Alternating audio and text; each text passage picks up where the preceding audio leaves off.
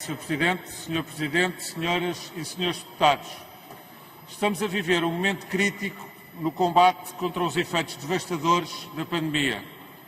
Devastadores para a saúde e a vida dos mais frágeis, dos mais desprotegidos e daqueles a quem a idade mais avançada comporta uma natural maior vulnerabilidade.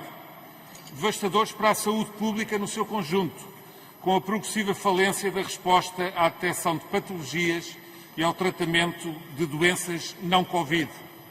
Devastadoras para o Serviço Nacional de Saúde, com 200 de milhares de cirurgias e 8 milhões de consultas por realizar, um quadro terrível em que as mais altas autoridades nacionais fingem não ver a iminência do colapso.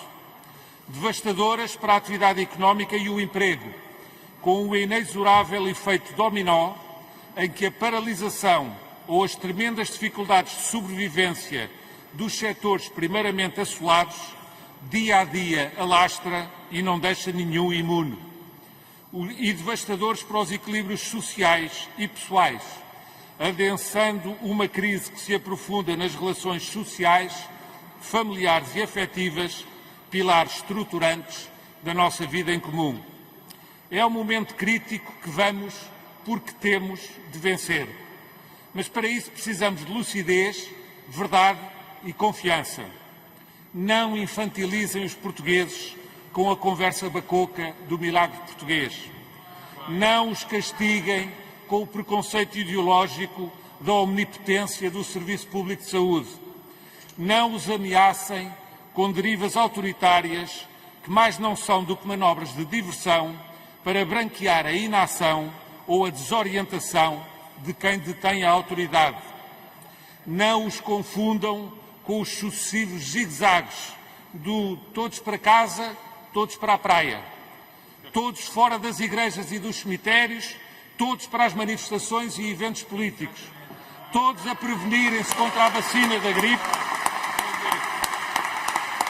todos a prevenirem-se contra a vacina da gripe, todas as farmácias comunitárias em finais de outubro, na perfeita incerteza da resposta às necessidades. Assim, ninguém vos leva a sério. Passaram 8 meses desde o início desta pandemia. Precisamos de ter, e não temos, mais pessoas com médico de família, crucial neste tempo de riscos e de incertezas.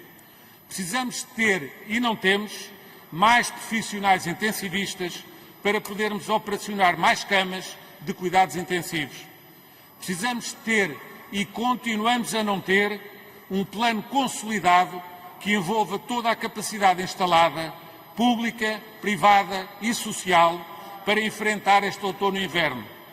Precisamos de ter, e continuamos a não ter, uma separação entre os estabelecimentos que dão resposta à doença Covid e os que dão resposta a todas as outras doenças, única forma de transmitir segurança e confiança a quem precisa de cuidados de saúde. Precisamos de ter, e não temos tido, uma efetiva capacidade de testagem sistemática e rotineira nos locais de risco e de uma rápida intervenção que previna o descontrole das redes de contágio e a escalada das infecções a que vimos assistindo. E precisamos de ter, senhores deputados, e não temos tido, uma liderança pelo exemplo, coerente e não errática, confiável e não assente na propaganda. Dirão alguns que não devemos acentuar as falhas, denunciar as omissões e os atrasos que se vão sucedendo, porque isso alimenta o receio e a depressão coletivos. No limite do ridículo, alguns, no poder, acusam mesmo quem assim proceda de falta de patriotismo. Abstendo-me por decoro de qualificar estes, quero expressar o nosso frontal desacordo com aqueles.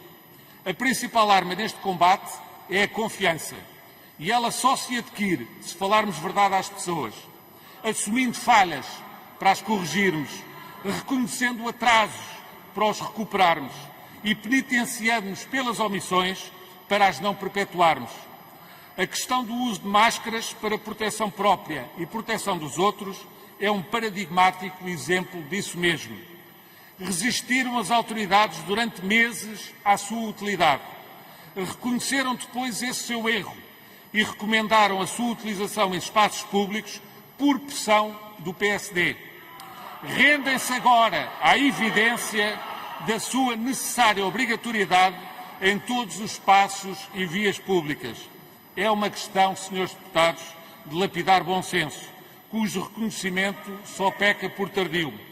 A proposta que apresentamos procura salvaguardar as situações em que seria desproporcionada uma imposição obrigatória e atende às diferenças objetivas que aconselham, no respeito por essa mesma proporcionalidade, uma adequada modulação da medida em cada uma das nossas regiões autónomas. Mais do que em nome da sua autonomia, que muito prezamos, trata-se de saber interpretar a singularidade da situação que se observar em cada região, responsabilidade que naturalmente deve caber aos seus órgãos próprios. Por último, propomos que esta imposição tenha um prazo, não se estenda indefinidamente, sem prejuízo naturalmente da sua renovação ou revogação, se a realidade o aconselhar. Uma palavra final para a urgência desta medida. Proponho que façamos hoje a sua votação sucessiva na generalidade, especialidade e final global, para que, sem demora, possa ser enviada para promulgação do Sr. Presidente da República. Acredito que, mesmo sem a lei, uma imensa maioria de pessoas comece já a adotar o uso desta proteção. Mas, enquanto não for possível impor essa obrigação a todos, sem exceção, o ganho desta medida será naturalmente frustrado. Já se perdeu de tempos demais.